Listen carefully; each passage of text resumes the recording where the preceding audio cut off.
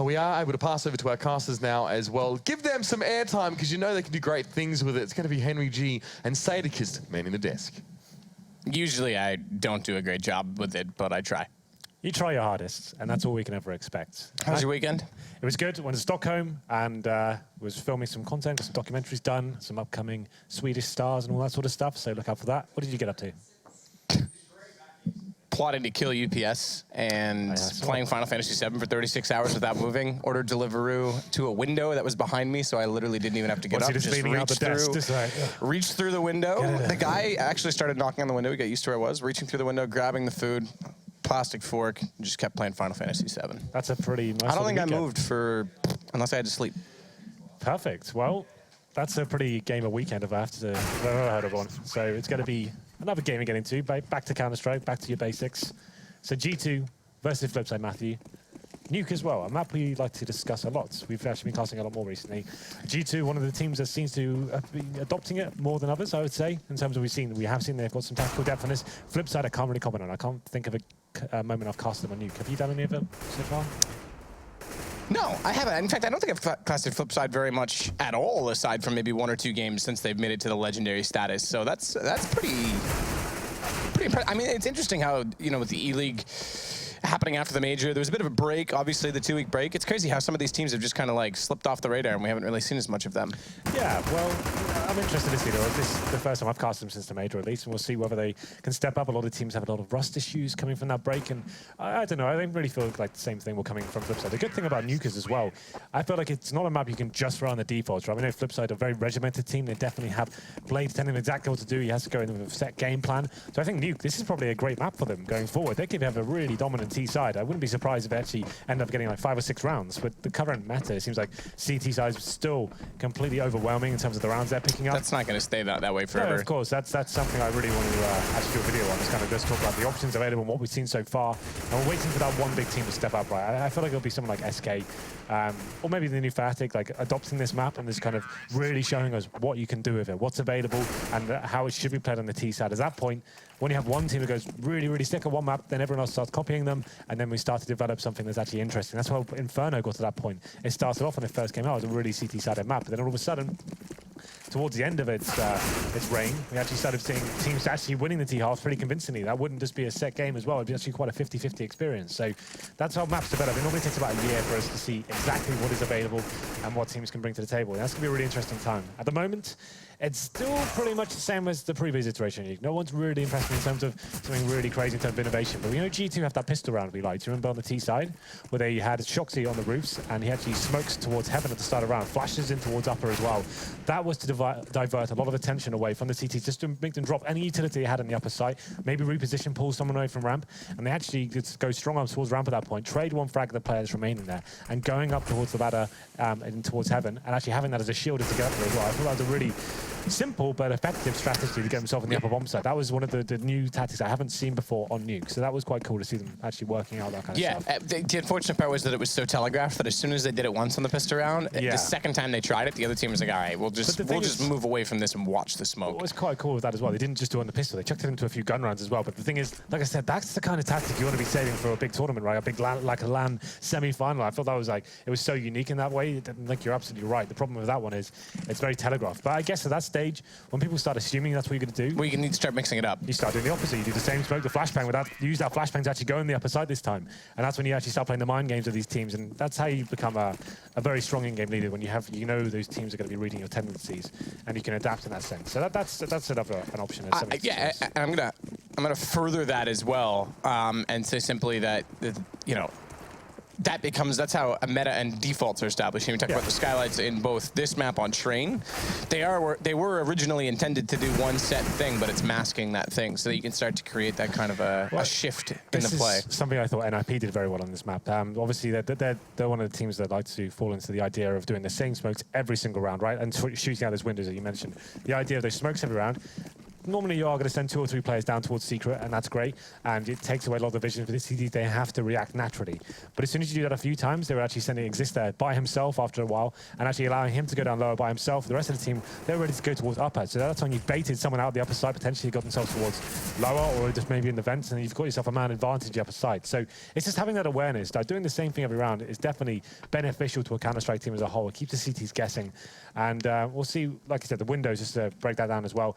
You're shooting at the windows at the beginning of every single round, regardless of you using them. So you can't be telegraphed, oh, the shot at the windows, I'll probably use them this round. They actually have no tell as to when you're going to be throwing the Molotovs or the flashbangs through that area. So there's definite rooms to explore those kind of ideas. And something like, I wish I was still playing. This is the kind of stuff I used to love when new maps came in. And this kind of so why don't you, Henry? Because I just don't want to waste my life and just be... Why, is that what this is? A waste of life? The teams I would create these days would be a waste of life. Okay. I see. These guys definitely not. This is living the dream. You're getting paid a lot of money to play a good video game. That's Henry amazing. Thinks that being a player is a waste of life. Confirmed. And just takes advantage of their waste of my life. Industry to cash out while talking. It would be a waste of my life. I wish I still had the skill to even consider being a top player anymore, but I've done that. I've lived that dream. I'm old now. If I can get 3 rounds in you in a one-on-one, you clearly aren't a pro player. True. So. Yeah, that's absolutely true. But yeah, it's just the excitement of like having these new maps and thinking like, what can we bring to the table? Who can we can be the one to define a new strategy that everyone starts using. That was always really cool, especially like when you'd watch another top team play and they started using strategies you came up with on your own server. That's like a really nice feeling. Although you're a little bit salty about it, but it's cool. Like to know, okay, well, we can define that. I know the feel. It was always quite a nice moment. But it looks like we all got 10 players on. The pings are actually a little bit unstable. So Body's got like 140, Shock's at 100. So I'm not sure this will be starting anytime soon. It looks like it's maybe a potential server issue. I'm not sure. But hopefully it looks like maybe you're starting. Judging by the overlay coming in, that normally signals we're going into it. So 0-3. Yeah, I was going to say, I thought this would be a map. Flipside would be lovely. Good at, especially with Bleed. Yeah, right? Like, it's one of those maps you don't necessarily have to rely on the defaults. You can go into set strategies at the start if you want to. And there's a lot of options available for TC. I thought this would be something he would love. But you never know. We haven't watched him play it, so that's only me speculating, of course. So, map record for G2, 3-1. Key player Shocks, of course. He seems to be in amazing form right now. The first week of Pro League was pretty rusty, but when he came back, he seemed to put the hours in. He was just completely crazy again. They're so good in the individual situations. You can never discount him in a clutch as well. He definitely is up there for me in the top 5 in the world. Like when he's on form as well, potentially can be punching for #1. The others would be Def, Surreal, Rattlesnake, and Weber. Yeah, gotcha. They would be just below. Probably in that order. Yeah, I think so. Looks like we're into it, Matthew. Well, finally we are. We've got Flipside and G2. You're pointing out something quite interesting, a ping issue already for Shocks and Body. 100 ping and 140 ping, respectively. Maybe it's just a GoTV thing, you know? Maybe it's fine. Yeah, maybe. But maybe not. Because that's like playing NA sort of stuff. We had an issue with that at the apartment the other night where every server I joined through the matchmaking client rather than with a direct IP, I had 130 ping, and it is abysmal. Well, let's get into it. It is the first map of this, not best of two separate series, and it's going to be 4 sets of armor for the CT's Blade with the diffuse kit, and we'll have a look. Whoever Shocks will do that same smoke. Can we jump to him and just see what he's doing? Yeah, there it is. Smoke towards heaven. So that goes in, and let's see if it goes towards ramp. They do the exact same strategy. We know what this is about. So that one doesn't land perfectly in the back of heaven. I'm wondering if that's changed from last time to leave a slight gap so they can still push through it, but they're going to push the player back at heaven. Or excuse me, at hell. Blade will go down at heaven. Now the smoke's in place. Shocks just has to wait for them to try and push through. They've got the control of upper side already, and he watches vents. Good calls. Way later rotates in. Good shot as well. As Markelov goes off toward Mini. So you called it, Henry. We saw that strategy from them before. Flipside potentially had not, and they get caught out, but Shara. Okay. He nearly makes it work with 2 quick kills. It still comes down to the fact that G2, well, they had too many members already there. You could see Flipside were sort of aware that was coming in. They started repositioning themselves. They had a defensive player beneath the ladder. How do you got the CT spawn? That's something we used to run at the time. You actually have one player watching outside who's playing CT spawn and can watch beneath nest as well. But Didn't really seem to work out for him. He actually rotated a little bit too late, got caught as he was going towards that spawn area, and it was played towards the top of the ladder as well. Got one kill, but shooting downwards in CSGO, especially when you're looking directly down, it's very difficult to control the aim and actually snap onto heads in that respect. So there's always going to be a struggle, and G2, with the pistol that we expected, come out on top, and Shoxy lurking perfectly there. He does the smoke towards heaven, then he goes to the hut, catching the rotators in main entrance. So very nice stuff from him. Round number 2 is going to be a semi-forced by the Flipsid. 2 players not getting armor, of course, Wild Edit. He's the AWP. Markov as well, a little bit more of a modest fight from him. There is an exchange at the start. Smithster with the MP7 takes down Markov, and he's actually making his way towards heaven, nice and aggressively. And Wild Edit, he's got a 20 HP. Has no option but just to fall down here, hoping to catch off Smith with this nice little angle here. Actually doesn't land the shot. It was a good idea, but at this point, G2 should be able to run away with this round. It's just power and numbers and superior firepower as well. There's Body taking that Wild Edit, just shower remaining, and he's got a 5-7 and head armor. 5 players are fine, I'd say, at this point, to try and save the head armor, but that's going to be a pretty difficult task in itself. Yeah, I would say so. Especially where he's getting chased down before he can get to Turnpike. Another good headshot, though. So Shara showing some accuracy early on in this game. I wonder if that's something that can carry out on throughout, because well, he's come under criticism in the past. He's got a MAC-10 to pick up, can pick up money with this as well. So even though you mentioned trying to save it for the next round, if he gets some money rolling, that's equally as good, because chances are his 5-7 in armor is not going to win the next round for them. It's all about farming up cash for the utility. So he's done a decent job in that respect. He's already up to 3450. He'll buy a P250 as a result, as to will Blade, who is the other one to pick up a kill so far. The rest will just sit pretty, although World Edit. What do we got? We know what Rushley's going to do. Rush, you know what to do here. We've got the Zeus, and in Pro League, it is tradition that we have to stay on the Zeus player for the entire round. It has we would have done that with Na'Vi every game, but he got cut, so. Nice. Well, it's going to be Wild Edit. Top of heaven, not the best position for Zeus, and he's trying to do what he can with the USP. We're not going to see it today. It's Shoxy opening things up with the MAC-10. He gets a double kill, and Blade does fight back, but this is another round going in favor of the French side. Markelov just trying to struggle here with the default pistol. He's in towards heaven, surely going to be punished soon. There it is. Body takes him down with a headshot from the AK, keeping 4 players alive as well. The problem is now, with that force buy in the second, G2 are going to be aware there's going to be a situation where they probably don't have to go up against incendiaries. They can do something much faster if they want to. An upper rush, for example, could actually be very viable for them. They have a decent spawn. There is Wild Edit with the AWP who expected this, and he's got a decent spawn as well. That means he can go towards ramp for a fast pick if he wanted to. Traditionally, you just go towards outside, but we'll see what he decides to do.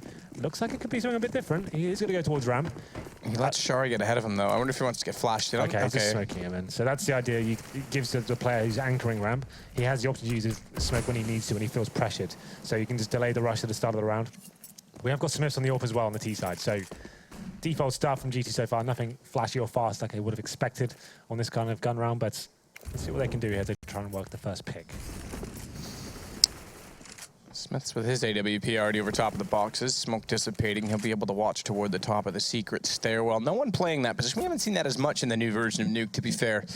Seems a lot more passive, I guess you could say, in that outer respect. There's been a few players we've seen try and rotate themselves to it, but the timings don't favor it as much anymore, in my opinion, trying to get all the way through that lower site just to get in position when you can just play a passive at Garage, which is exactly what they're doing instead. It's Markelov who just gets spotted. I think 1 foot showed, and Smith's completely blind as his entire body left in the open. Rather, World Edit, excuse me, so Smiths gets the shot. It's going to be Waylander pulling one back from the hut, using the gap in the smoke, and Shara's pushed through. He's caught them off, but it's just him that remains as he nearly pulled this back to a 2 versus 2. His teammate Waylander went down on the site, and Shara couldn't do anything of it. RPK will pick up a little extra cash for planting the bomb, but it's 4-0 now for G2. Yeah, it's a bit of a nightmare situation for Flipside, losing that first gun round. Your money's in tatters. It's almost certainly going to be 5-0 here. That's why I think there's a discussion for Nuke especially. The force buy in the second round, the pistols and armor, it's going to be very difficult to make those actually win you rounds, especially with Nuke. It's a very long-range map. The team just default towards outside, and they have its execution. It's not like the old version Nuke. You can have stack in the rafters area. The positions are a lot harder to manage with just a pistol. And now they are going to be struggling going forward. So it will be a full eco going into round number 5. He's shots, farming cash once again with the MAC-10. Gets the first headshot as well, and a second. Doesn't get the kill there, but he just seems like he wants to kill absolutely everyone here. He's looking to forget the third towards heaven as well. Oh, he got blocked. Did he really? Yep, Smiths blocked him, but at least he made up for it. That, because he had the crosshair placement correct on the MAC-10. That was very impressive, actually, though, for Shox regardless. And Smiths comes in and at least makes up for it, but they get all the kills required. That's a smart buy on G2's part to go for that MAC-10 on Shox. Yeah. We know exactly why they do that. We know exactly that it's probing against, but to go down, that was kind of funny to watch. I love seeing blocks just because, well, you hate to see it, but I love seeing it just because you know inside TeamSpeak they're raging so hard over it. Well, then there's loads of money here swelling for G2. They know they've got a great advantage here going to round number 6. I think Scream, even after the reinvestment, he's got like 11k, RPK, similar story as well. But the AWP is out again for World Edit. You can see them actually just focusing on the utility side, not getting head armor here. And then World Edit this time. Oh, we've lost it. No, we haven't. It's all fine. Oh, well. It's all fine. I've lost it. Apparently, I was talking to myself in the bathroom and didn't even know. You do talk to yourself even when I'm in the room not responding. You'll happily talk to yourself, and that's fine. Yeah, but when I'm aware of it... I've never heard of you talking to yourself and no one else in the room. That's kind of weird. Well, I didn't even know that I was. The producer came up and was like, so you just talking to yourself in the bathroom? I was like, no, was I? He's like, yeah, you were. I was like, nah, I don't think I was. So I've officially lost my mind now, guys, when I'm talking to myself and don't even acknowledge it.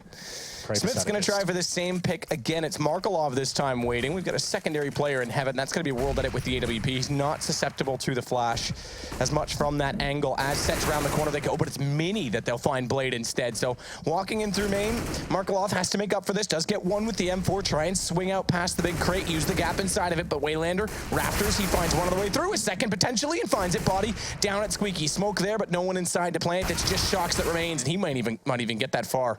As he's tagged up through the wall, Nade's going to take him just one more HP loss out of that, but still Markelov swings back, and good recovery from F3. Yeah, absolutely. Losing that first pick as well towards main, it seemed like G2 had a perfect opportunity to get towards that side, but holding strong, Waylander and World Edit, trading frags effectively as well, taking the attention away from Heaven and above the hut area as well. You can see G2 tried to have some sort of execution now. I saw Shoxy throwing some utility through the skylights, and he was the last player to come in as well.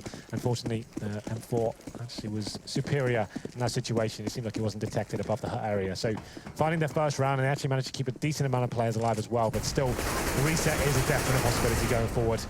As we go into round number 7, G2 with the single AWP once again. Smiths is yet to have any real impact with the picks, but this looks like a set piece coming in. He's actually got the AWP outside. He's shooting at the skylights himself. Screen waiting towards the silo area, and RPK just in a passive position towards outside. We'll see whether they are going to be doing some sort of outside split with RPK coming in the end. But slow and steady so far. Just trying to bleed out the CTs for now, perhaps. Smoke on the corner. I do love that smoke. I've talked about it in previous times that we've casted. I think at Cologne, if you want to go back and listen to a breakdown of the map, we did so in the playoff stages when the map first kind of made its appearance. Remember, it didn't make any really in the group stages, but when the vetoes came out, it certainly did. Shara, good headshot. Smiths and Scream go down. RPK, he found Blade before, but Shara is showing some poise. World Edit swings over to Turnpike and finds the last remaining player coming through to ramp. That's Body. And that smoke, the reason I like it so much on that corner is it covers off the player at Big Garage. Shocks, pretty easy kill for Waylander. And it also allows you to try and push down that entire position onto the catwalk to take over the top of this exact position that RPK's in now. A main. They'll go down there to Waylander, but this time they don't really utilize it. They throw it there, try and distract outside. They all go to ramp, and Shara holds fast. Well, that was a round where Flipsid come out on top once again. They're hitting their jewels and having these decent crossfires. And just predicting where G2 will be going overall. So it seems like they're actually getting some momentum here. CT side and map for sure, Matt. They need to be getting double figures here to stand a chance, I would say. And there still is a possibility. They win the rest of the rounds. They do need 8 in a row, but do need to be posting a real decent score here on the CD side. We know G2 are no slouch on that side either. So let's see what G2 are bringing to the table. The money's starting to dwindle for them after losing 2 in a row. You see Smiths, no AWP for him this time. To be fair, hasn't had huge impact. He'll just be on the Tech 9 and setting up once again for some smokes towards outside by the looks of things. We'll see where they start to land. Those skylights, we mentioned before, we do that every single round. It does give you more options in terms of disguising your intentions. So Smith says this line for corner, if I'm not mistaken. There's 2 ways to throw this. The other is behind the AC down on the lower roof. Or is his going to go a little bit further? No, his is corner. Okay, but that's bounced way too far. I'm not sure what he's intending with that one. I've never seen that lineup. Yeah, so that's entirely a miss. I think it's supposed to be a little bit closer. It's supposed to not hit the roof and go just over the catwalk land, so it blocks the gap that Markelov's trying to look through now. We're not looking at it, but anyway, that's a big miss. Blade, regardless, and Markelov will capitalize upon it. It's Smiths and RPK to go down. Interestingly enough, we're now 8 rounds concluded and 0 kills so far for Scream. Yeah, that is kind of interesting. I guess in the first 5 rounds, it didn't really matter too much to winning the round regardless, but he's yet to have any real impact here. He's a player who expected to be lighting up the scoreboard with his AK-47, of course, and it's going to be about RPK and Smiths and Shocks at the moment. They're the ones delivering all the frags with Flipside. Finding some form right now, actually having some very decent rounds here. Actually quite convincing ones, I have to say, after that initial deficit. It's going to be Wild Edit back on the AWP, and he's going to be heading towards ramp once again, like I said, just to throw that smoke in the start to delay the rush of the terrorists. We're deciding to do that. But it will be a partial buy from G2 this round. This is going to be Tech 9s and some body armor as well. A couple of smokes. That suggested they're going to have some sort of plant play here. Maybe just 2 smokes out of the hut towards the bomb site itself, and just try and use that as a tunnel to get themselves into that area. That was a traditional tactic in the previous iteration of Nuke. I haven't seen it too much in this one, but still obviously an option. You smoke just in front of the hut entrance, and then one towards the site as well. It means one player can just run out and try and get a plant down with nothing else going on. Lander. Oh, no, that's a bit of a misplay. It still works out for him. He gets 1 kill plus the assist, but when he dropped down, he was intending to land on the roof. He caught the new ladder that's there, and it kind of threw his accuracy. Regardless, the weapons prevail. It's going to be now 4 rounds on the bounce for Flipside as they start to pull this back. So decent loss round bonus built up against G2, and they'll have money this time, including enough for an AWP easily. And smartly, they use it on RPK. They use RPK to buy it and throw it over because he's got the high roll and stacks of cash. Yeah, hit the lion's share for sure. So it's going to be round number 10 here. Flipside definitely proving they do have something to bring to this map. It looked a little bit scary at the start, but that's 4 rounds in a row now. Well, they're not going towards round this start. He's actually looking for the pick towards Squeaky Door. There's a gap there as well. The hole has been shot into it. So Shox needs to be very careful here as he jumps across. I think did spot him, but you can see Shox is aware this gap could be a problem for himself. Does he dare face again? Doesn't look like it. As It starts to sneak in here, seeing if he can catch him off as he's got the advantage of this door being a problem for the terrorist, but no one there for now. We do get into a default setup here. You see baiting in a player towards the Squeaky Door area as well, so hopefully fire a shot, bait a terrorist to come out, and then big spray down coming in, but that's going to be Blade opening things up. That's a kill towards Shox, a huge scalp to take. 5 on 4, Mark Locke looking some damage, and Scream still can't really find any footing into this game. He has got 2 kills in the previous round, but does get taken down early here. 5 on 3 for the CTs. RPK towards Garage on outside. And options are very limited. We have got Smith in the AWP. He has to be the one that makes something happen here. As we said earlier, RPK finds the kill towards Markelov, who was alone towards outside. BK is going to just wait for the smoke to dissipate as well. Doesn't want to advance too soon. They need the next pick and body. He gives it away. Good advance from Shara. Doesn't go all the way through. Just waits and lets it present itself just far enough forward that it'll catch them off guard, but not in such a position that he's vulnerable to giving up a pick and allowing it to go back to 3 versus 3. RPK walking in, sees one up at top of the smoke. Waylander surprisingly doesn't see him back the other way. That's not really one way, but I guess just obstructed enough. Regardless, Shara's done his job again. He'll make it now 3-1. Smiths will pull him back. Finally, he'll pick up the bomb in doing so. He's got the HP advantage over World Edit by a considerable margin, but World Edit has an AWP, and with 4 seconds, he better just save his. So head down. Pray to whatever gods he has that the next round goes more favorably, because it's 5 now for Flipside, but it is the CT side. As we say, we still favor that side of the map, and G2 picking up 5 rounds really early. I mean, pistol, first gun, simple as that, and they're in a really good position. Yeah, absolutely. They're in a great position. 5-5 is still very beneficial towards them. The loss bonus racking up to its maximum, of course, as well. So they can buy around this AWP. It's not the best buy, but they have the AWP regardless. Smith, to me, hasn't had too much impact here. It's in the early rounds and the pistols and the anti-ecos. That's when he got the majority of his kills. Yet to really get rolling with the AWP and show he's the one actually going to be the playmaker, actually giving them space to move here. I haven't seen much in terms of the actual defaults towards outside as well. Like I said before, a lot of the teams today actually just smoking towards the back steps and getting in there towards lower, and then they go into their next piece from that. But it's just been around this upper bomb side for G2, trying to work the picks initially and then going in together with the flashbangs and the smoke towards outside. But we'll see whether Shock can find another pick here. Has another hole in the door to play with. And Wilder this time towards Heaven. There's the smokes I'm talking about. So now this is a little bit more traditional from G2.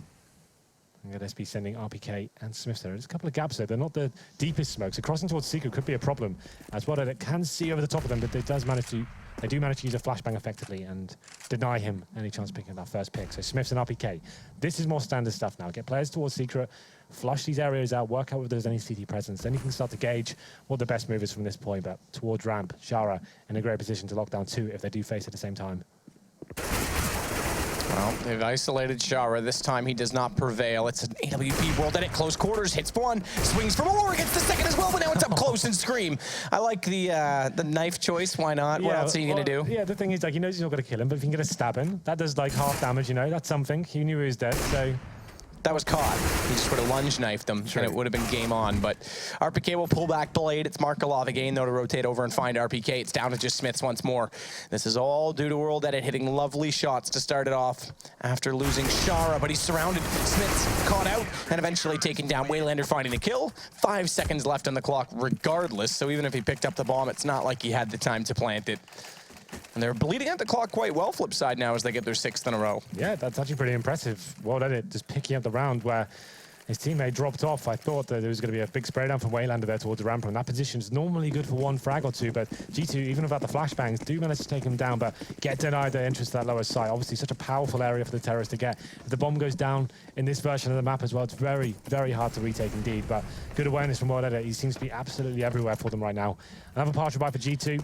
Bomb planted in the last 6 rounds, I think. So, actually, the bomb hasn't been planted once this game, Matt. So, you know, it has, but after the rounds. Yeah, so right, yeah, they've been planted. It hasn't gone to the point where it's actually exploded. Yeah, exactly. Sure. Yeah. So it hasn't been the reason the round has been won. But these gun rounds, especially, they haven't actually got it down, and the ones they're losing, especially 7 or 6 in a row now, and what it does open things up. Not really much to work with at G2. Tech-9s, PT-50s, and they have got a couple of smokes here. I think they'll throw in towards the garage area. Flashes go over. Looks like they're just trying to smother outside and see if they get anything going towards main entrance. That certainly helps as Blade drops to the Tech-9. I've screamed RPK chiming in as well. This is a bit interesting, but Markelov spraying 2 down. Now it is an equal situation. And Shoxy actually finds the kill towards Markelov. 2 versus 1 now. Shoxy and RPK looking to win the the partial buy situation, actually coming out on top as well. M4 from RPK to finish things off as well. So a round, it looks very unlikely, especially on a map like Nuke. You think with a long-range advantage, especially, G2 would get locked down in that situation as well. They go towards main entrance, find the first kill, and that's the problem with Tech-9. It's a momentum-based gun. If you get that first kill and actually surprise the CTs and catch them rotating as well, if you get close range enough, it can be almost impossible to lock them down. So Shoxy and RPK to finish things off there. The M404 headshots. As we go to 6-6 here, G2, like you said, although they lost 6 rounds in a row, still very positive scoreline for them considering the way Nuke is played at the moment. Yeah, I think the Tech-9 thing, people have kind of come to embrace it. They did nerf it a little bit. I remember that, I think it was about 2 years ago. It was insane, yeah, exactly. But it still has a mechanic that works for it. There's no question. It's a bit of luck with its spray pattern, but you just have to utilize it. Shara this time has to play efficiently. No rotation yet to Turnpike. It's just arriving now, and he needs to distract it long enough. He's gotten Scream, but he has to rotate away. That won't allow World Edit to peek freely, so they'll both go passive. Now it's in G2's hands. What do they want to do? And it looks like lower because they've already got 3 players down the ramp, around the corner. Blade finds Shocks, but immediately Shara goes down on entry from body. Bomb is there. Control room rotation coming over. It's Blade once more. Finally, he gets taken out. But it's given them the advantage, F3. And they've given up a round to G2 after 6 in a row, so they can reset them right here and now. Yeah, well, they've got the man advantage as well. The bomb's down. And the problem is, they've got a smoke, but Waylander finding that kill, that makes things almost impossible for Body at this moment. Towards window room, he will be rotating towards the site, hoping someone faces towards him. I'm curious to see if a more gradual ramp, rather than those sudden stairs on that corner, would be more beneficial to the map, because that position is extremely powerful if a CT gets there. We see it used in crossfires. We see it used, obviously, right there, where you just can't see down it quick enough, and you already have to look at the vents. You're already coming around the corner if you go secret. I just think that it's... If it was more gradual and didn't favor the headshot as much, I might like it more. The problem with that is that the terrorists have to use so much utility to get towards that backstep position, right? If you just smoke it off to the left, at least that crossfire is not even viable at that stage. You're just focusing on one side of that angle. I think there's just a case of, like, you have to use so much to get towards outside, you've got nothing left, and you want to be saving a smoke for the actual plant itself. So you take the risk there, and it's going to be quite unlikely there's going to be 2 CTs waiting for you there. It's obviously a very OP setup when it comes into fruition, but it's a big risk for the CTs as well to commit 2 players to that side of the map, especially if you're not 100% sure that how many players are crossed. But yeah, definitely an interesting idea. Even in that case, though, yeah, I mean, even in that case, though, like it wasn't even that they put 2 players there, that he rotated down vents and then realized bomb's there, I'll just sit here. So it's a very controlled peak. I don't know, I'm just wondering if there's an alternative to it. We have got the force buy here from G2. Like you said, they did get reset in the previous round, so they're using the residual cash to see what they can do here. It's going to be 2 AKs, 3 Tech-9s. Smokes available as well. The smokes do come in once again, so they have landed correctly this time. And the CTs are adjusting accordingly. It's going to be Smith, though. He's only got the Tech-9 towards our side. Maybe a little bit of a bait from him, as he will be by himself for now. But some teammates going out towards Catwalk as well from Silo. So maybe a fast upper split here, as they are making their way towards Heaven. And Scream does drop down and take a lot of damage, but their kill comes in. Smith capitalizing there, taking out World Edit.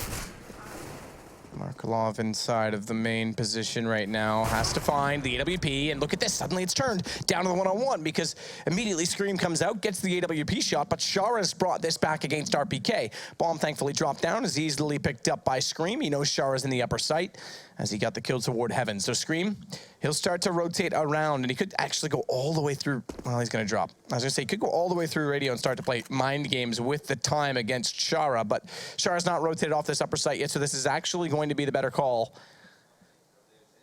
But he's getting closer to that vent, so he can take advantage of the rotation as fast as possible, and Scream's not gone down to the lower part of the site until just now. Shara, he'll hear the plant come through, realize it's lower, immediately go to the vent. But decontamination is where Scream's gonna watch himself. Does he go at the back of the vent though and catch him off? There's a chance he does. Flash, nope, looking the wrong way. Where's Scream? He spots him, but the AWP can't hit the shot as he's not aware that he was going to present himself from that position. As said, Shara goes in. He tries to take advantage of the close quarter proximity that the bomb has planted toward the open doorway, and the M4 is gonna take advantage. So that missed shot is the invitation, and Shara rotates accordingly. Yeah, Shara had plenty of options there as well. As soon as that shot comes in, he knows he's got the advantage. He knows the bombers as well. He knows the exact position of Scream. And the problem is for Scream there as well, he actually had a smoke available. So he could actually smoked off towards decon room, or he could have smoked on the bomb, and he knows that orbs could be a real nightmare to try and defuse there. He actually just goes for the direct duel, sprays him down, Scream missing another shot there. Not known for his AWPing prowess. And potentially, if he does not taken the shot at all, he might have won the round because he wasn't going to check that area by the looks of things at all. So kind of giving himself away there, but it's going to be the last round here. Flipsid have won the half, so that 5-0 deficit hasn't proven to be as deadly as we might have thought it was. I expected GT to pick up a ton more rounds considering the form they're in, but Flipside showing they can turn up and play this map. Just 4 Tech-9s and 1 AK to go to round number 15 here. And Worlded, like I said, I was expecting to be a little bit more aggressive here on this map. Ramp's definitely an option to go for that first pick. It's quite safe in terms of getting the first kill and falling back with the teammates back up as well. Smokes towards outer once more. And this one lands on the corner. So that's the one that I was talking about on the lower roof from the AC piping. That's thrown by Scream. I do really, really like that flash. It's very simple. I think everyone should learn it. Look how much that covers off. The whole back garage in the safe corner where the CTs often like to place an AWP. Can't see you proceed up catwalk, and it's used exactly like that. That's perfect from Scream in that sense. Drops onto the main, in through the A site, and it can help to split, distract the player as you walk in from HUD as well. Body does that late, gets 2 kills for it. And guess what? G2 pick up the round on Tech-9s, and that smoke is a large part of it. I think that's the most simplistic yet effective smoke that you can throw. So anyone who wants to learn a little bit about Nuke, who hasn't put the time into it, like a lot of the pro teams didn't for a long time, that smoke's very, very easy to learn. I think GT looked a lot more solid when they were just focusing on upper bomb side, doing something very simple, going in together. When they were running the default, it seemed like getting picked off one by one, couldn't get much map control. They're going towards lower, getting picked off by Markelov, Waylander, Worlded. When they just showed, let's just go towards upper, let's concentrate on this side, they locked it down together. And with Tech-9s, 2 rounds and actually towards the end there. So still very decent half of them. 7 rounds on the T side of Nuke. That's going to be beneficial. And we'll see whether they continue that format and take the first map here. So we'll take a quick break. Do not go anywhere. We'll be back very soon.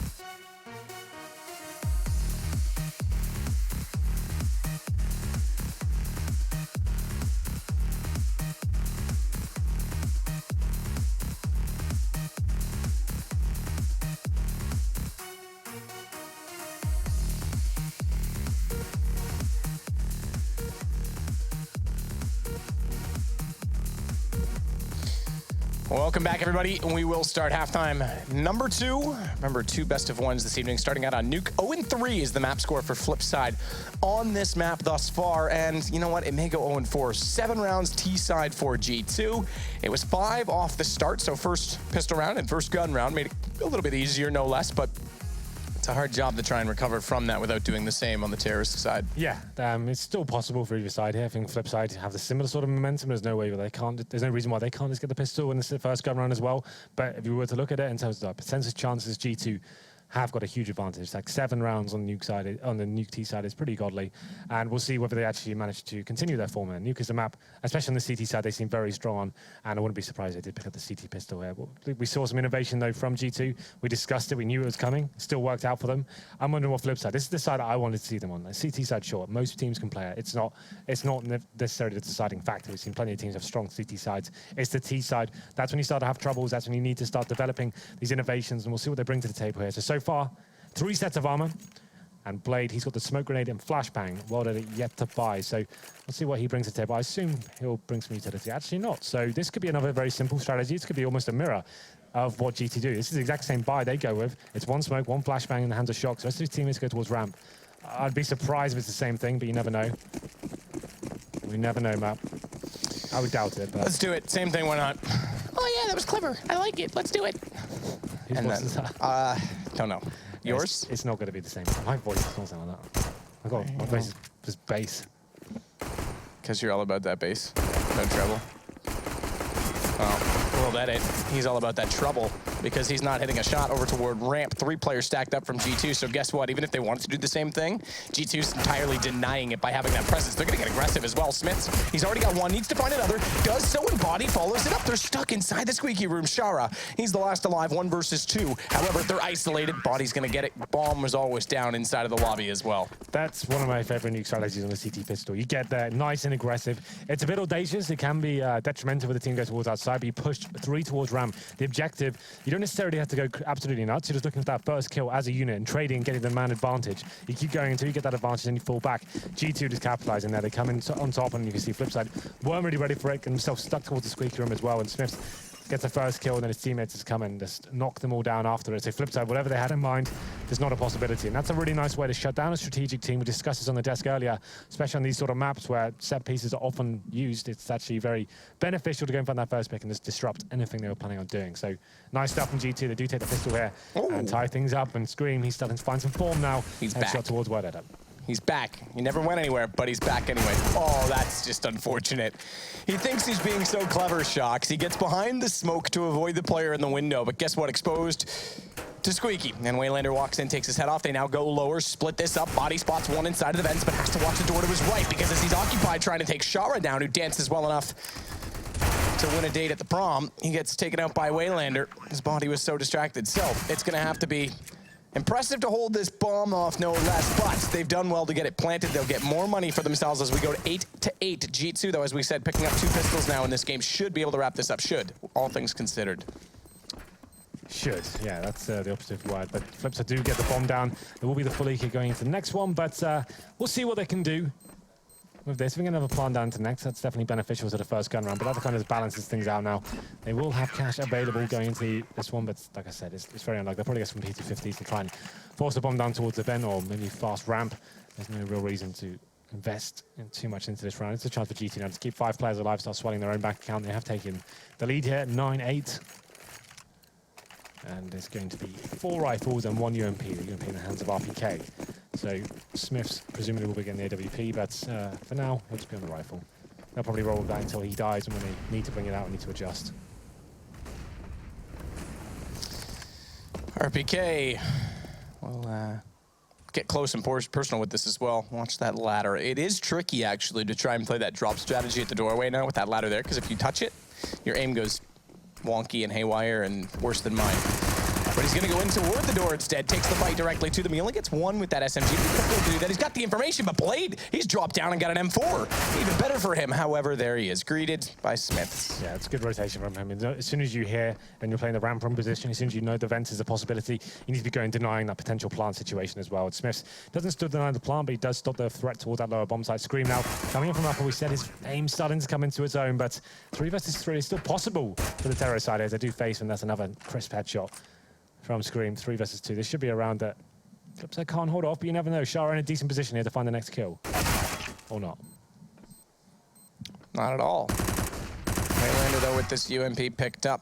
Can't do anything with it. 2 straight bomb plants, though, for F3. Yeah, better than expected for sure. Blade in those vents, finding 2 kills. Bomb plant as well, that's actually pretty beneficial. You can see they've got tons of cash going into this first go round.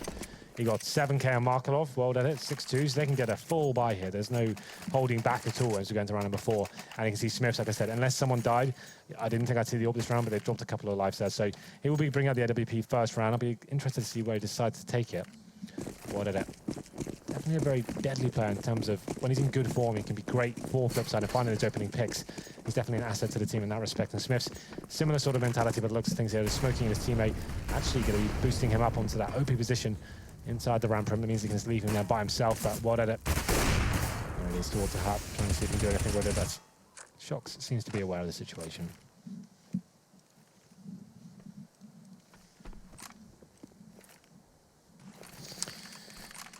So flash out now as well to try and catch them off. Triple smoke out this time. They'll use the same one on the catwalk flip side, as well as 2 more toward the front of the garage as well. That'll totally allow them to walk towards Secret for free, which they've now done. We'll see if Waylander can find the entries around the corner. Potential flash being bounced down. Nope, they're just going to let the AWP go first. World edit, he'll clear the corners. Faithful on the AWP.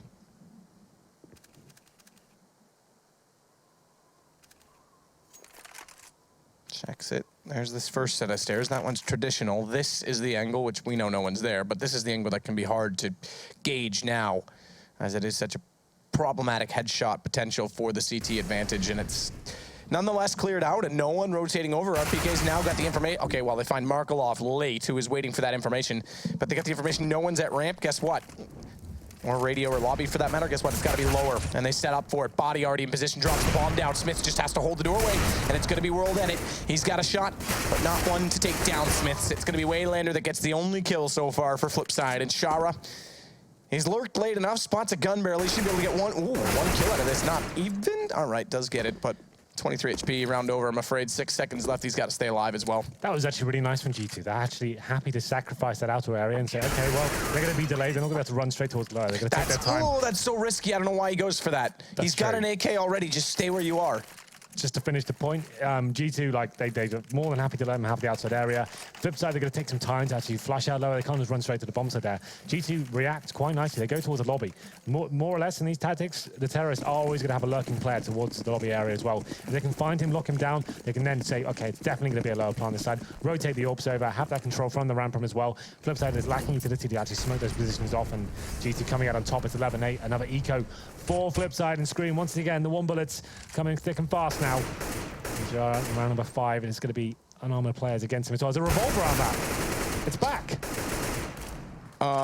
Yeah, why not? It never really left because I still have it equipped, but I think I did put the Deagle back on. Either way, Shara, he's got 1, make it 2. P250's the one to find the kills, not the R8. And this is the most awkward thing I've ever seen. Picks up an M4, decides to take off the silencer, can't do anything with it, and unfortunately, there's no voodoo magic within the barrel of that gun. I think he was trying to summon Bahamut, but it didn't work. Round number 6 comes in. I usually get killed when I'm waiting for that to happen without, big guard on. Double up setup? I don't know what you're talking about. Just now. trying to Fantasy 7 references. Right, okay. I thought it might be. Yeah. I haven't played it, so I couldn't join in with the fun now. But anyway. Double up setup for the CTs now. Just adjusting things. They have had 5 rounds in a row on the CT side, so why not just kind of throw some different ideas out there. And we'll see what round 6 brings for Flipside here. Back in terms of a full buy. I'll edit it back on the AWP as well, so we'll see what he can do. Open up the map. No real presence against him for now. Screaming towards the main entrance. It's actually the AWPer, or AWPers, I should say, are playing a little bit more defensively. We have got Smiths towards the back of Garage in that very defensive position just to catch anyone towards the Sido area. And Shocks, he's a little bit more aggressive towards the ramp area. He's actually just holding for any one player to be at that sort of area right on the screen right now. He goes for 1 kill, and he has the exit strategy to fall back. So that's a pretty nice sort of setup. And Smiths, he saw an arm. He knows something's afoot. Saw an arm, knows something's afoot. Is that like some sort of Henry G pun? Yeah, it's good, right? Yeah, it wasn't bad. It was all right. Would have been better if you intended it. Smiths is going to... Who said I didn't? Rotate back. Smokes out. Again, they get squeaky. But remember, last time they did this, they were so clever about it. They were so careful about it. And yet G2 rotated accordingly. Body's going to try and peek above the doorway to spot them, but he's hesitant. Shuts the door. They'll have heard that. They'll have spotted it. And he walks up. Manages somehow to hit the shot on World Edit before going down. I'm impressed by that alone. But this is the exact crossfire. So they get the early rotation. They get Screamy in the position where he can walk back up. Now, it's not quite utilized in the same regard because Body went down sooner, but Scream's still able to pick up a kill from it. So you can kind of see what I was getting at with it. It would have been nicer to see it actually materialize. Regardless, it's a 3 versus 3. Bomb's going to rotate back to upper. This is the right mid-round adaptive call that Flipside needed to do, and it's Blade, the one with the bomb, not surprisingly, that makes it. Yeah, CTs with no utility apart from 1 flashbang, and there's double AWP on the retake as well. This will be incredibly difficult. Shocks dropping as well. That's one of the AWPs down. At this point, I'd probably think about saving. It's going to be such a difficult affair. You can see how far removed they are from this situation as well. Smiths smoked out towards lobby. He'll be hedging his way towards the hut area. It's going to have to come down to Scream. He's going to need headshots. He needs them quickly as well. As Smiths does find the first kill there, and Scream chime in from an entrance. Just 1 player remaining, and somehow they do it. How have Flipside given that one away? It looked like they didn't really have to work too hard for it as well. G2 just coming in together, pre-aiming every angle and just finding the kills. I thought, surely you've got to be holding up, holding the crossfires until they start touching the bomb. You've got a player towards heaven as well. You've got vision of that plant, a player towards main entrance. Surely there's got to be some sort of play off each other. You're both facing the same time and giving opportunities to find the kills. Make them work for at least. Get someone fake defusing anything apart from just facing, giving them the easy kills. That was a situation I thought G2 were out of. I was about to say you probably want to save at this point, but apparently not. Flipside want to keep facing and give it away. Round number 7 comes in. There is another buy available after the plant. Maximum loss bonus, of course, will still be rolling for Flipside, but the double AWP setup for the CTs is as well. It's going to be Waylander towards outside by himself. This is the 1 player setup. I discussed it before on the analysis test with Yanko. The idea you can send 1 player here instead of multiple ones. It keeps the CTs guessing as to what's actually going on. When upper execute comes in, you potentially move players away from certain areas and isolated them, as you can see right now. Shocks by himself towards the ramp room. He misses that first shot, but has an exit strategy, as we discussed before. So at this point, gets himself to another defensive position, gets that first kill, but Smith seems to be coming in here thick and fast. He actually gets 2 shots with the AWP, and that's going to be the round lockdown as well. He rotates in towards ramp. Looks like Flipside had that area on lockdown, a very valuable part of the map as well, and they just can't do anything with it. It's going to be a 4 versus 2 now, Waylander and World Edit. Not much to play for. They still have a minute on the clock. That's something to work with, but World Edit, surely he's going to take him down. Smith spots the gun barrel and punishes him for it as well. Waylander outside, dead now, of course. 14-8 comes in. Yeah, well, we said 8-7, 7 rounds T-side. G2 would be in a good spot. Apparently, they don't have to do much. You can pull a Kevin Magnuson and let off the gas to save your tires. Even if you don't understand how to do it, you have to ask your engineer. Yes, I'm calling you out, Denmark. But they can coast to the finish line because they do this now, despite the accumulative lost round bonus. There's not going to be much money really on F3's side. They've bought into this one fully with AKs and full utility. We'll see if they can finally come up with a clever strategy. Not that they haven't been trying, not that they haven't cleared off the map correctly and gotten towards secret. It's just that G2 knows how to react correctly in each case. That's been a really actual interesting thing to see. Right? We don't think Nuke of that kind of map, being able to reclaim sort of areas, but the lobby especially, they are reading it very nicely and actually shutting down options for Flipside in these clutch situations. So it's quite refreshing to see G2 coming up with these kind of innovations in terms of the CT side. We know they're very good on Dust 2, we talk about that all the time, but Nuke, it seems like they've got a great setup here and understanding of when they need to be pushing and when not to be. So coming to the dying sectors here for Flipside, need to start finding some rounds here, yet to post anything on the second half. It's kind of 7-0, and it's looking like they're going to be struggling here going forward as well. Not much left to play with. 1 smoke in the hands of Markelov. But they have done damage towards Smith, but they smoked out a lot of key areas. There it is. The first kill comes in. You can tell they have a clue of what they want to do. Like, this has to be one of the most frustrating Nuke games for them because they're just getting... It's mid-round calling that they're winning on, G2, because, again, here you see the corner smoke, you see smokes outside, they've got control of that part of the map, and G2, they're willing to relinquish it. Even Markelov knows his role, throws the nade, goes down, clears out lobby to get information, and he gets the kill here. Finally, they've got a position where they could pick one up. Yeah, still going to have to work with that Wayland. This kill's huge. If he doesn't get it, it should be some sort of revitalization for G2, but finally he does go down just after Shocks now. 3 versus 1 after finding the kill on towards Waylander. Surely, Flipsid can't give this one away. You don't need to do anything, guys. Hide, make him touch the bomb, then face together. That's it. No one has to try and kill him. They've got so much money anyway, it's not really be a huge factor. But let's see what Shocks can do here. He's got position towards Garage. He's just trying to take players down with him. He knows the terrorist cache is going to be weak going forward. If he can find a couple of kills, that's definitely going to help him out. But Shara looking like he'll exit towards mid-entrance, and Shocks, this is all he wants right now. Take a couple of people down with him. Gets the opportunity, shooting him in the back, can't nail the shot. But at this point, he knows he's going to be deadly just in terms of the bomb going off in that radius, but it's going to be looking like he'll get out in time. Markelov desperately trying to get out. Low HP. Oh, goes down to 7, but just about survives. There we go then. The first round found 4 Flipsid. The problem is now the reinvestment of all the grenades. If they were to lose this one, that's pretty much game over. They'll have no weaponry to actually take into round number 10. I agree with that Peke in chat. I don't know if that's how I say his name. What did he say? Don't worry about it. You're British. You wouldn't understand. Wouldn't understand what? Just something about Hamilton. Oh.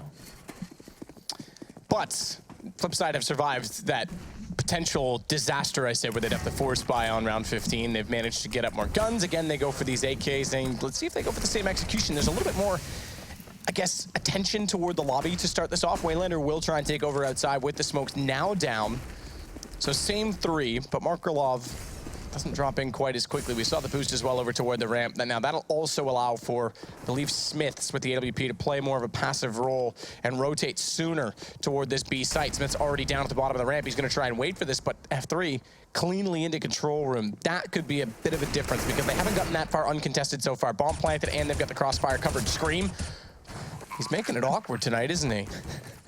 Well, still 4-on-4 here. Terrorists have got the bomb down lower, though. It's a very advantageous position to be in. The CTs have to cover so much ground, so many positions to actually flush you out and work out where you'll be holding this position from. You can see them coming in now, smoking off towards window room, and all 3 players actually towards the ramp area as well. So RPK coming in first. They have used their smokes quite nicely here. This is the start of the retake, and they do have a fake defuse, but this terrorist surely coming out on top here.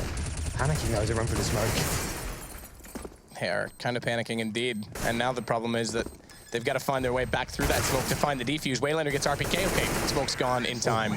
Easily done for Waylander. I thought it was going to be a little bit closer than that, but there was A, more of a gap, and B, it was already dissipating. So Flipsid pick up 2 in a row. We're not done just yet, G2. Their money also gone. They're going to have to sit back and allow a potentially 11th round to come up for F3. And at this point in time, now that they're starting, like it seemed like with the execution there and the mid-round being the issue, that can only last so long for G2. Flipsid have adapted or figured out just enough now in these last 2 rounds by utilizing outside. I'd like to see it change, potentially something more aggressive, maybe even a rotation through ramp over towards Secret from a CT player to catch them off before they even get down the stairs. And this time, knowing the situation, they don't even go for utility, straight up picks with the AKs. Yeah, this is the point they know they've actually broken the economy. That first kill signals it. So they can actually hold back here. No one needs to commit. They have the man advantage. Wait for the CTs to make the next mistake. This could be it. Shocks comes towards Secret. He nails the headshot towards World Edit, but Waylander ready. He was the one actually guarding his teammate there, so maybe a little bit of a blunder. He went down, and this is starting to fall apart now. RPK coming in from the back steps area, backed up by Scream as well. Seemed like Flipsid had some tunnel vision after losing that first frag, and now they're up against it. Good news for them is, I guess, that no one has actually recovered a weapon here from the fallen terrorists. So still a big advantage for them. This kill is huge. Blade manages to find it and brings it back to a 2-on-2.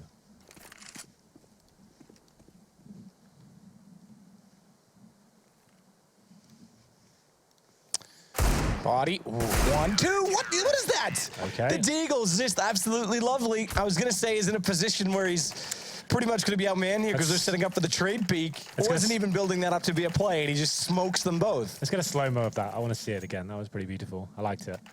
But yeah, G2 somehow picking up that round. It seemed like Flipsid got the opening pick. There's nothing to work with for the G2 side, and somehow they find the crossfires, and Flipsid overexposing themselves potentially there. Just running that default, trying to slow things down. I thought that was tied up, but that could be the round that ends this one. As Flipsid, you can see, they've got 2 pistols going into it, 3 AKs, and G2 with a ton of cash as well with the AWP. So it seemed like a comeback potentially could have been on the cards there. It's a big round body to pick up with that Deagle, and he continues his good form. As we're going to round number 11 there, the AK-47. Headshot through the smoke, spraying wildly, does take down Blade. Well, dead it. He's already got outside again this time from G2, being passive once more. They'll catch out Smiths early, but it's back to the 4 versus 4. Second player, he'll confront Scream at the window at Lockers, but gets pushed back. Thinks about a repeat, oddly enough, and it might have worked as World Edit was going for the reload, but watch to his right. World Edit's got company outside with him. It's going to be, I believe, Waylander. Yes, it is. So they're going to set up this crossfire. They walk in. RPK's caught. He's late to rotate over, but Shox pulls Markelov back. He's got well, doesn't. I was going to say regain the control of Hut, but unfortunately, Waylander coming through late. And they're going to take this on the outside aggression again. So G2 get their 15th round. Okay, that's great. They can sit back. They can relax a little bit. They haven't built up the bank enough to justify a full buy in this one just yet because, well, let's face it, they only need one more round. Might as well save for the buy. Here we go. Here's the slow-mo I requested. Production team on point as usual. Boom. That's actually so impressive. Yeah, that's kind of sick. Well played, body. 15-11 now, and it's going to be, like you said, there's no reason to force buy here. Don't get yourself in a rut. There's still 4 rounds to go, you know, before they get to the overtime. Let's make sure we finish this one properly and not in a force buy situation. So there's going to be some deagles here, and we've seen what these players can do with those weapons, so maybe still a few more twists and turns in this round. I don't think it's going to be smooth sailing. Completely Flipside here, but oh, what it once again, they do find the first pick. That's towards Smiths this time, but RPK rotating back towards the secret area, and Shox will be there as well. Scream finally does hit it. I was going to say trying to replicate body, but does manage it in the end. So he's got the shot against Shara. Now he'll fall away. Smartly so, as they have a man advantage again, but Waylander's spotted just enough to Shox's head, and he's got 2. That Tech 9 reigns supreme with its accuracy and movement. It's going to be Blade to catch Scream last, and we go to 12 rounds now for Flipside. They've made a contest out of this, no less, but G2 again. Now they can buy full guns out, just have to cross the finish line. That's it. RPK leading the fragging charts here. 27 kills for him. We've discussed him as being a solid player recently. Like, he's actually just been up there, top of the scoreboards, very good at exchanging frags, and actually just the first one to go in, happy to do it, and just hitting the shots to count as well. Nothing amazingly flashy most of the time, but just been really impressive as of late in terms of what he's doing for G2 in his role. It's going to be round number 13 here. It's 3 in a row required for Flipside to take us to overtime. You can see the money isn't fantastic for G2. You can see they've got no head armor, not a big deal against the AKs, but 2 Famases. Only 1 incendiary as well and 1 kit. So still an advantage for Flipside in terms of the buy here. Let's see what kind of strategy they bring to the table. There's some smokes going towards outside. Whether they use them is yet to be seen. It's going to be the debuff smokes that take away all the vision. Some Molotovs towards the secret area as well. And they will be indeed capitalizing towards this area. Flashbang coming in. It's trying to cross over towards the secret area potentially as well. The bomb will be there. So you'd assume it should be some sort of lower split considering. We have got 1 player towards lobby as well. It's Markelov watching for that reaction. Exactly that. When you see him on screen right now, he's seeing if G2 want to push towards ramp once again.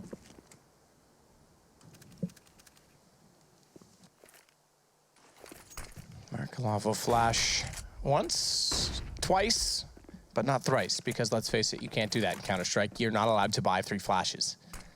But if you picked one up, Henry, Yep. he could have done so.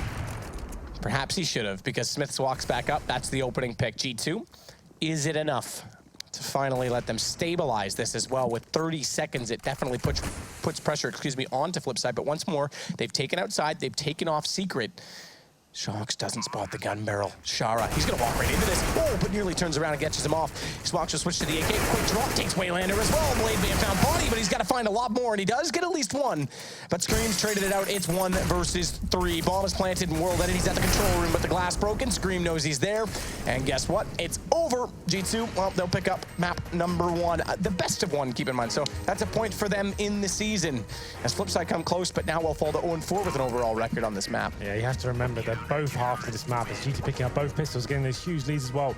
5-0 on the first half, and was a 7-0 on the second. So those things considered, obviously there's horrible things happen to a team, but the gun rounds, especially for Flipside, are actually pretty convincing. They seemed like they had a serious understanding of the T side, especially got themselves in a position where they could have won it, but that round where Body gets the double kill with the Deagle, I felt like that was probably the final point. That got them to match point, and then it kind of fell apart from there. But still, had they won a pistol, could have been a different story. So that's still promising going into the next map.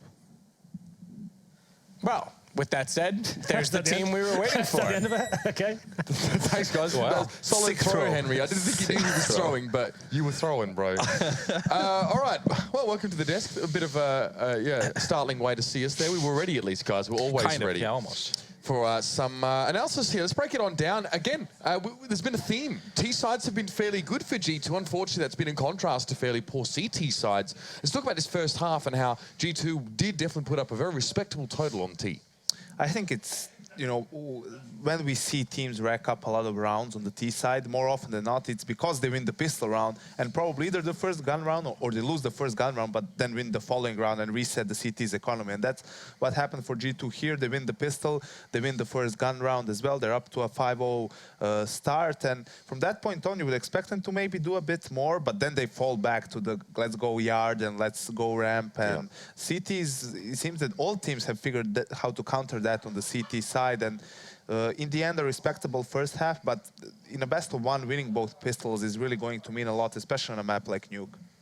Yeah, and I really like G2 has some nice upper hits too. I mean, they would smoke off yard and then have one of the rafters, and then basically have people come through main. And the timing between how they came through main and how they pop flashed through the windows was spot on, and they would get the entries and get the control of the site. So yeah, good stuff, and obviously good enough for them to build that cushion they needed for the second half. There he was, RPK rolling back the clock, as you put it. As we rolling were, back the years. It's Henry's go-to phrase. Another. There are a few of those so far as well. He should use them in his throws. They actually might know that he was throwing to the next segment. But okay, so we went across then towards the CT side here for G2, and a little bit rougher there for them as well. A little bit of back and forth stuff here. Obviously, Shox was one of the players languishing with some ping issues there as well. Still managed to give a good account of himself there, but got a bit close in the end there. So 12 rounds for a Flipside coming up. They managed to stabilize. I think also has to be said, you know, pointed out from Flipside's point of view, is that Shara had a pretty solid map there, had a lot of impact kills, and also looking at the scoreboard, you saw World that it's sitting at like around 10 mark, and then, you know, Shara around the 20 mark. Yeah. So it's not something, you know, you would expect it to be the other way around, right? So definitely interesting. And just the fact that he was getting a lot of kills that had a high impact in the rounds that were played out. Crucial frags. You've definitely got an opinion about World Edit, sort of how he plays from game to game there. I mean, what are your... That's a nice way. That's a nice way to put it. We all do. We all have a What are your thoughts on that as well? Because we did get a few opportunities to see him in action. The rounds where he was sort of getting those frags, maybe not high impact, but obviously still impressive work with the AWP when he had it in his hands. He did have some struggles here as well. Can you tell us where that maybe originated from for him? I mean, it's hard to be effective with the op on the T side, right? Where World Edit is a bit of an aggressive player. He can go for those openings, for a bit more risky plays on the T side. You can't really do that on a map like Nuke. So his effectiveness is basically diminished by the structure of the map itself. So I think that's maybe one of the reasons. Okay, so definitely we're not pointing to inconsistencies in general here from him. It's just obviously I think a lot of made operators struggle on Nuke actually. I remember, for example, always saying that he hated playing op on Nuke T side, just because it's like you said, it's very hard to create openings. It's really hard to dictate plays, and that's what those kind of playmaker operators like to do. Right. And even if you want to play op on the CT side, you're often the first to meet a contact push. If the T's are going for yard, or you know they're smoking up those rafters well, it's going to be a little bit hard to get a good vantage point in there. Yeah, I mean it's very static on the CT hopping as well. I mean there's some options you could play around the CT containers and the garage and stuff, but then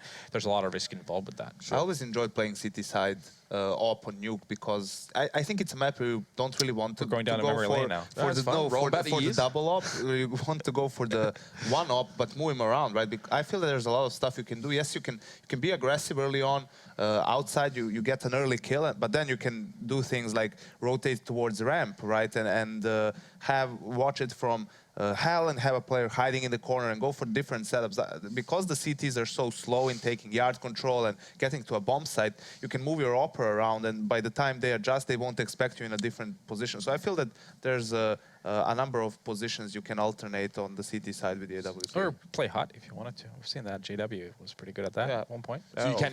Why not? JW does what JW wants. Yeah, it's not exactly bad example. He's not exactly right in the textbook for AWPers, I think, to follow there as well. But I mean, you can pivot well with an AWP on that CT side there as well. So G2 do get over the line here. It's a decent performance from them, it's safe to say. But we do still have one more map to come from them as well. It's going to be Train, but before we do that as well, I want to remind you guys that we've got more games to come for the rest of the week, and obviously in the NA side of things, and you can get involved in those and see what's coming up on the Score Esports app. It's available, of course, for your iPhone device or for your Android one. Pretty straightforward by now. You pretty much know how it is. We're going to tell you anyway. So get on that one. You can download it, of course, from your respective app stores and use it to keep ahead of the rest of the crowd in terms of your esports know-how. We're going to go through to a break, and when we return, we're going to start to break things down a little bit more as we move into Train for the last match of the night.